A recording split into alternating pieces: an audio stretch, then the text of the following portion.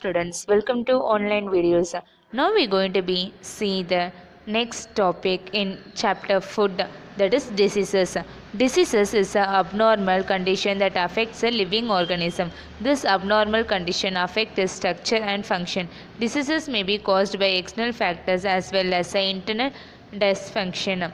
Each disease has symptoms which come to know about the disease from the symptoms. So disease வந்து எது மூலயமா மோஸ்ட்டாக cos ஆகும் அப்படின்னு பார்த்தோம் அப்படின்னா நம்ம வெளியில் இருந்து கூட நமக்கு டிசீஸ் வரும், இல்லை நம்ம பாடியில் இருக்க பார்ட்ஸே வந்து சரியாக ஒர்க் ஆகலை அப்படின்னா கூட அது கூட நமக்கு டிசீஸ் வரதுக்கு சான்சஸ் இருக்குது. ஸோ ஒரு டிசீஸ்க்கும் ஒரு டைப் ஆஃப் சிம்டம்ஸ் இருக்குது. ஸோ எதனால அந்த டிசீஸ் வருது, அதுக்கான சிம்டம்ஸ் என்ன அப்படின்றத நம்ம பார்க்கலாம். So cause of diseases. Diseases are mostly caused by microorganisms like bacteria, virus, protozoan and fungi. So most disease வந்து எந்த மைக்ரோஆர்கானிசம் மூலயமா காஸ் ஆகுது அப்படின்னு பார்த்தோம் அப்படின்னா பாக்டீரியா, வைரஸ், ஃபங்கை இது மூலயமா தான் மோஸ்ட்டாக வந்து காஸ் ஆகுது. They are transmitted by insects and also through polluted air and contaminated water. So இந்த மைக்ரோ ஆர்கானிசம்லாம் எது மூலயமா ட்ரான்ஸ்ஃபர் ஆகுது அப்படின்னு பார்த்தோன்னா இன்செக்ட்ஸ் மூலயமா, அதுக்கப்புறம் பொல்யூட்டட் ஏர் மூலயமா, அதுக்கப்புறம் கண்டாமினேட்டட் வாட்டர் மூலயமா இது வந்து ட்ரான்ஸ்ஃபர் ஆகும். So some diseases are caused when the function of organ is affected. So நம்ம பாடியில் இருக்க ஒரு ஆர்கன் ஏதாவது அஃபெக்ட் ஆகிடுச்சு அப்படின்னா கூட அது மூலயமா கூட நமக்கு டிசீஸ் வரதுக்கு சான்சஸ் இருக்குது. In general causes of diseases can be classified as below. So அதுக்கான டிசீசஸ்க்கான ஃபேக்டர்ஸ் என்ன அப்படின்றத பார்க்கலாம். First is metabolic factors. So metabolic ஃபேக்டர்ஸ்க்கு எக்ஸாம்பிள் என்ன அப்படின்னு பார்த்தோன்னா டயபிட்டிஸ், சுகர் சொல்லுவாங்கள்ல, சக்கரை வியாதின்னு சொல்லுவாங்கள்ல, so that is diabetes.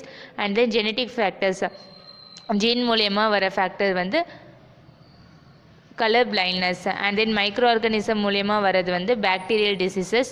And then nutritional factor மூலயமா வர்றது, சத்து குறைவுனால வர்றது வந்து மராஸ்மஸ். அண்ட் தென் என்விரான்மெண்டல் காசஸ்னால ஃபேக்டர்னால பரவக்கூடிய டிசீஸ் வந்து காலரா. ஸோ இதுக்கான டைப்ஸ் ஆஃப் டிசீசஸ் என்ன அப்படின்றத பார்க்கலாம்.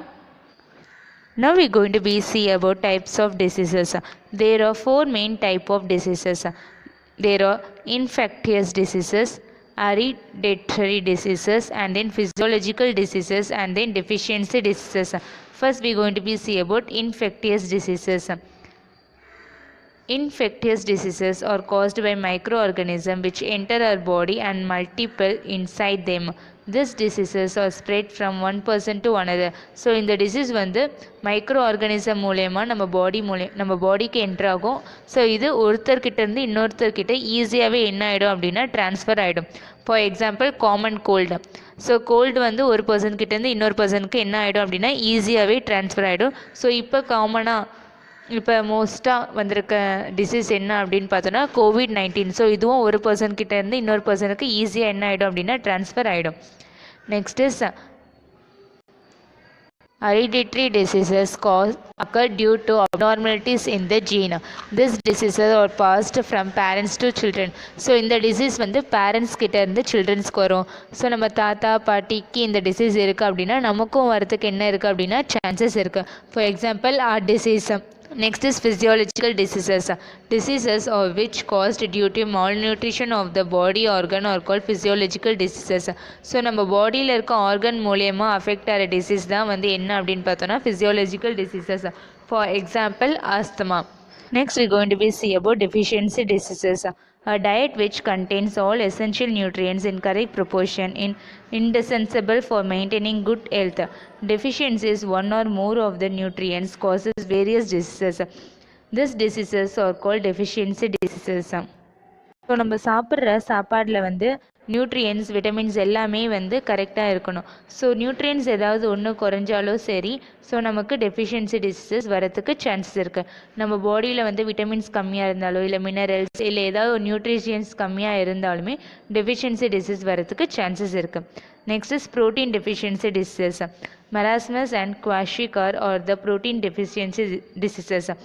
The child affected by marasmus lost weight and it will appear as through bones or covered by skin. So மராஸ்மஸ்னால ஒரு சைல்டு அஃபெக்ட் ஆயிருக்கு அப்படின்னா ஃபுல்லாகவே வெயிட் வந்து என்ன ஆயிருக்கும் அப்படின்னா லாஸ் ஆயிருக்கும். ஸோ அவனுடைய போன்ஸ் எல்லாமே வந்து அப்படியே கிளியராக நமக்கு தெரியும். ஸோ ஸ்கின்னோட அந்த போன்ஸ் எல்லாமே கவர் ஆகிருக்கிற மாதிரி இருக்கும். The child affected by kwashiorkor develops an enlarged belly with swollen face and feet. So ஒரு சைல்டு வந்து குவாஷிகார் மூலயமா அஃபெக்ட் ஆயிருக்கு அப்படின்னா அவனுடைய ஃபேஸு, அவனுடைய ஸ்டொமக் எல்லாமே என்ன இருக்கும் அப்படின்னா கொஞ்சம் வீங்கி போன மாதிரி இருக்கும். So it will develop an enlarged belly with swollen face and feet. So by eating proteins rich foods like egg, milk, fish and green leafy vegetable we can avoid protein deficiency diseases. So நம்ம protein சக்தி உள்ள foods எல்லாமே நம்ம வந்து மோஸ்ட்டாக எடுத்துக்கணும். So எந்த மாதிரியான foods நம்ம எடுத்துக்கணும் அப்படின்னு பார்த்தோன்னா milk, egg, fish, green leaf vegetables, so இதெல்லாமே நம்ம வந்து கரெக்டாக எடுத்துக்கணும். ஸோ இது நம்ம சாப்பிட்றது மூலயமா ப்ரோட்டீன் டெஃபிஷியன்சி டிசீஸ் வரதுக்கு சான்சஸ் கம்மியாக தான் இருக்கும். Next is vitamin and mineral deficiency disease. Certain diseases are caused by vitamins and minerals. சில disease வந்து vitamins and minerals கம்மியாக இருக்கனால கூட causes ஆகும். By eating vitamin and mineral rich food items we can avoid this diseases. So vitamins and minerals உள்ள food items நம்ம ரொம்ப சாப்பிட்றனால இந்த disease வராமல் நம்மளால் அவாய்ட் பண்ண முடியும். The following table gives some of the disease caused by deficiency of vitamins and minerals. So இந்த டேபிளில் வந்து விட்டமின்ஸ் அண்ட் மினரல்ஸ் இருக்குது. ஸோ அதனால் என்ன டிசீஸ் வருது, ஸோ அதுக்கு என்ன ஃபுட் எடுக்கணும் அப்படின்றத நம்ம பார்க்கலாம். ஸோ விட்டமின் ஏனால என்ன டிசீஸ் அப்படின்னு பார்த்தோன்னா நைட் பிளைண்ட்னஸ். ஸோ அதுக்கு என்ன ஃபுட்டு நம்ம எடுத்துக்கணும் அப்படின்னு பார்த்தோன்னா milk, egg, carrot, papaya, so அந்த மாதிரி ஃபுட் நம்ம எடுத்துக்கணும். அண்ட் தென் விட்டமின் பி குறைபாடுனால என்ன டிசீஸ் வரும் அப்படின்னு பார்த்தோன்னா பெரி டிசீஸ். ஸோ இதுக்கு நம்ம என்ன எடுத்துக்கணும் அப்படின்னு பார்த்தோன்னா milk, peas, cereals, green vegetables, so இதெல்லாம் வந்து நம்ம எடுத்துக்கணும். அண்ட் தென் விட்டமின் சி குறைபாடுனால என்னென்ன டிசீஸ் வரும் அப்படின்னு பார்த்தோன்னா ஸ்கர்வி. அதுக்கு என்ன ஃபுட் நம்ம எடுத்துக்கணும் அப்படின்னு பார்த்தோன்னா amla, orange, lemon and tomato. And then vitamin D குறைபாடுனால என்ன டிசீஸ் வரும் அப்படின்னு பார்த்தோன்னா ரிக்கெட். ஸோ அதுக்கு என்ன ஃபுட்ஸ் நம்ம எடுத்துக்கணும் அப்படின்னு பார்த்தோன்னா milk, egg, fish. And vitamin E sterility. So அதுக்கு என்ன ஃபுட்ஸ் நம்ம எடுத்துக்கணும் அப்படின்னு பார்த்தோன்னா ஆப்பிள், வீட், க்ரீன் வெஜிடபிள்ஸ் இதெல்லாம் வந்து நம்ம மோஸ்ட்டாக சாப்பிட்ணும். அண்ட் விட்டமின் கே அதனால் என்ன டிசீஸ் வரும் அப்படின்னு பார்த்தோன்னா ஹெமரேஜ். ஸோ அதுக்கு என்ன ஃபுட் நம்ம எடுத்துக்கணும் அப்படின்னு பார்த்தோன்னா green vegetables, tomato and cabbage. So iodine கம்மியாக இருக்கிறதுனால என்ன டிசீஸ் வரும் அப்படின்னு பார்த்தோன்னா கோய்டர். ஸோ இதை வந்து நம்ம என்லார்ஜ் தைராய்டு அப்படின்னு கூட நம்ம சொல்லுவோம். ஸோ கழுத்து கீழே ரொம்ப பெரிய கட்டி மாதிரி நமக்கு வரும். ஸோ அதுக்கு என்ன எடுத்துக்கணும் அப்படின்னு பார்த்தோன்னா ionised salt and then vegetables. அடுத்து அயன் கம்மியாக இருக்கனால வர டிசீசஸ் என்ன அப்படின்னு பார்த்தோம் அப்படின்னா ரத்த சொகை. ஸோ அதுக்கு நம்ம என்ன ஃபுட் எடுத்துக்கணும் அப்படின்னு பார்த்தோம் அப்படின்னா பீன்ஸு, ஸ்பைனச்சு, கேஷ்யூஸ், ஸோ இந்த மாதிரி ஃபுட்ஸ் எல்லாம் நம்ம என்ன பண்ணோம் அப்படின்னா எடுத்துக்கணும். Next we going to be see about food pyramid. Food pyramid is designed to select healthy foods depending upon our work, age and sex. The requirement of various nutrients vary from person to person. For example, growing children need more proteins in their food. People doing hard physical work need more carbohydrates and fat in their diet. Eating healthy breakfast helps to improve concentration and it boosts metabolism also. So food pyramid அப்படின்னா நம்ம இந்த வகையில் நம்ம food items நம்ம சாப்பிட்டோம் அப்படின்னா நம்ம ஹெல்த்தியாகவும் இருக்கலாம். ஸோ ஒருத்தவங்க செய்கிற ஒர்க்கு, ஒருத்தவங்களுக்குள்ள ஏஜு, அதுக்கேற்ற மாதிரி ஃபுட் பிரமிட் வந்து என்ன ஆகும் அப்படின்னா சேஞ்ச் ஆகும். ஸோ ஒரு பர்சன் என்ன ஆகும் அப்படின்னா கம்பல்சரி சேஞ்ச் ஆகும். ஃபார் எக்ஸாம்பிள் வளர்கிற பசங்க வந்து ரொம்பவே ப்ரோட்டீன் சக்தி உள்ள ஃபுட்ஸ் எல்லாமே கம்பல்சரி சாப்பிட்ணும். ஸோ ஹார்ட் ஃபிசிக்கல் ஒர்க் பண்ணுறவங்க வந்து கார்போஹைட்ரேட்ஸ், ஃபேட்ஸ் இது எல்லாமே மோராக எடுத்துக்கணும். ஸோ ஃபேட்ஸ் வந்து குட் ஃபேட்ஸ் தான் எடுத்துக்கணும். And then eating healthy breakfast helps to improve concentration and it boost metabolism also. So நம்ம ஹெல்த்தி பிரேக்ஃபாஸ்ட் சாப்பிட்டோம் அப்படின்னா அந்த நாள் ஃபுல்லாகவே நம்ம வந்து ரொம்ப ஹெல்த்தியாக ரொம்ப சுறுசுறுப்பாக நம்ம என்ன பண்ணலாம் அப்படின்னா ஒர்க் பண்ணலாம். Next we going to be see about balanced diet.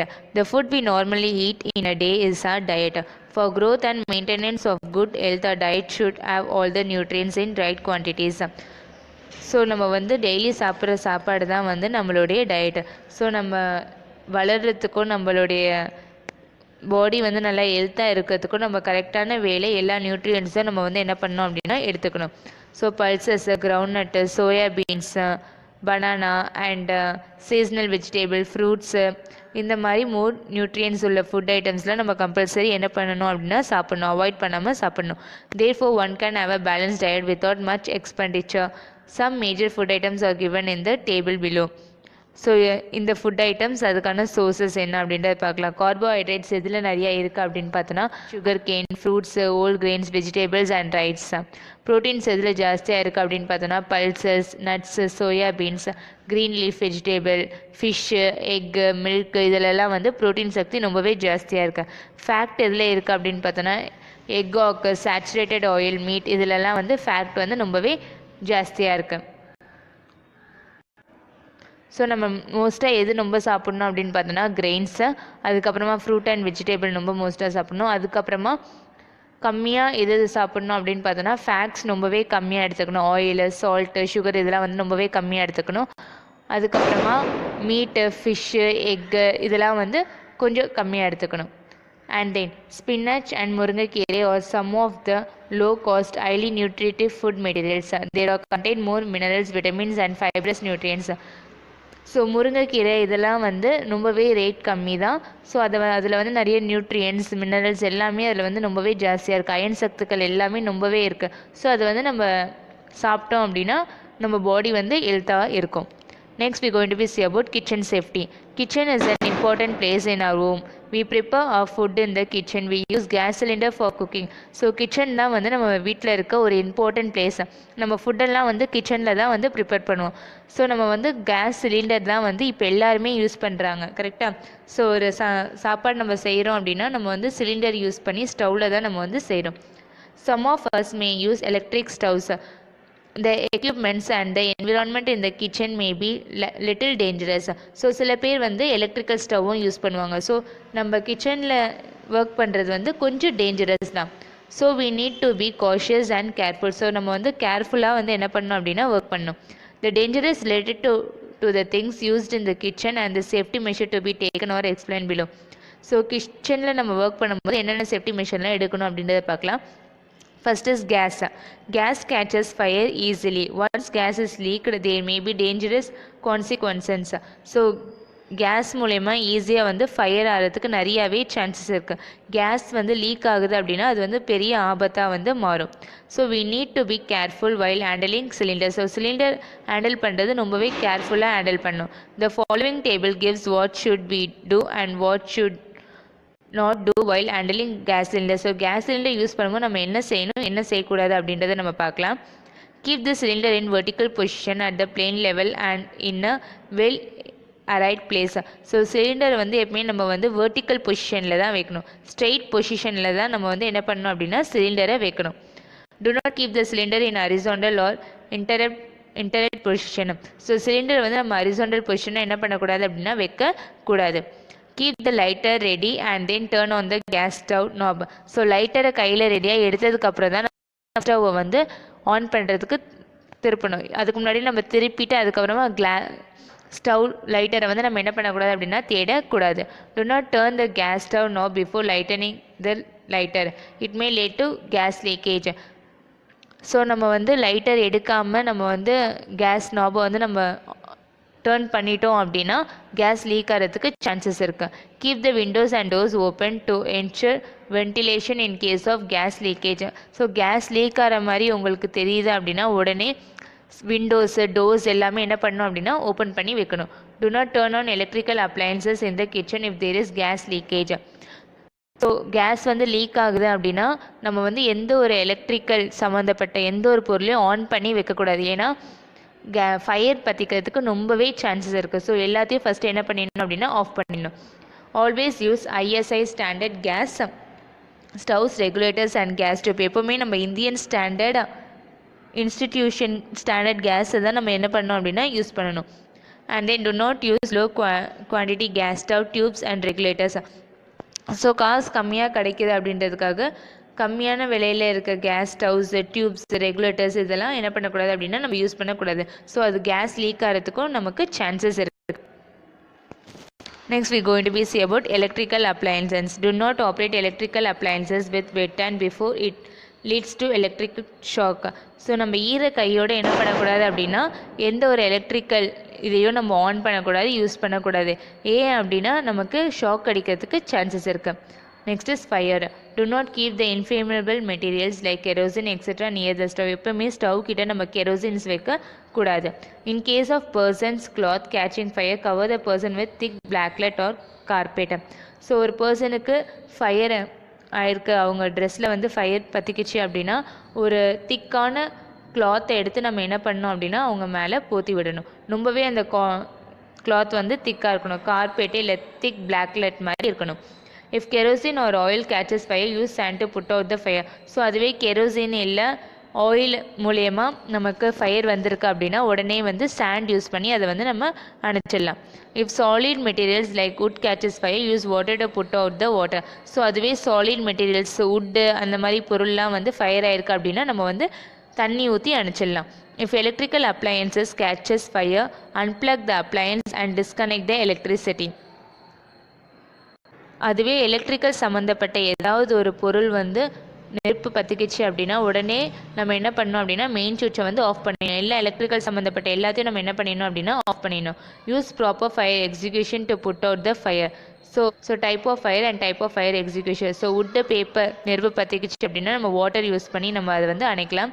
So liquid gaseous ஃபியூவல்னால் கார்பன் டை ஆக்சைடு யூஸ் பண்ணலாம். அண்ட் தென் எலக்ட்ரிக்கல் சோர்ஸஸ்க்கு dry chemical, solid carbon dioxide and sodium bicarbonate நம்ம வந்து யூஸ் பண்ணலாம். Next is burns. In case of mirror burns, the burnt area should be held under cool running water for some time and proper medical treatment should be given. So நம்ம கையில் வந்து ஏதாவது ஒன்று சூடு காயம் பட்டிருக்கு அப்படின்னா, சூடு பட்டுருச்சு அப்படின்னா உடனே அந்த சூடுபட்ட இடத்துல நம்ம உடனே என்ன பண்ணோம் அப்படின்னா ஐஸ் க்யூபு இல்லைன்னா கோல்டு வாட்டர் நம்ம வந்து என்ன பண்ணோம் அப்படின்னா ஊற்றணும். அதுக்கப்புறம் உடனே நம்ம வந்து மெடிக்கல் ட்ரீட்மெண்ட் ஸ்டார்ட் பண்ணோம், உடனே டாக்டர்கிட்ட போகணும். Any blister is formed should not be pricked. So நம்ம தீக்காயம் பட்ட இடத்துல வந்து ஏதாவது புண்ணு மாதிரி இருக்குது அப்படின்னா உடனே நம்ம தோல் என்ன பண்ணக்கூடாது அப்படின்னா பிக்கக்கூடாது. உடனே நம்ம வந்து டாக்டர்கிட்ட போயிட்டு நம்ம காட்டணும். ஸோ டாக்டர் வந்து நமக்கு ட்ரீட்மெண்ட் கொடுப்பாங்க. Okay students, from this your class is finished. Please see the next lesson in next class. Thank you students.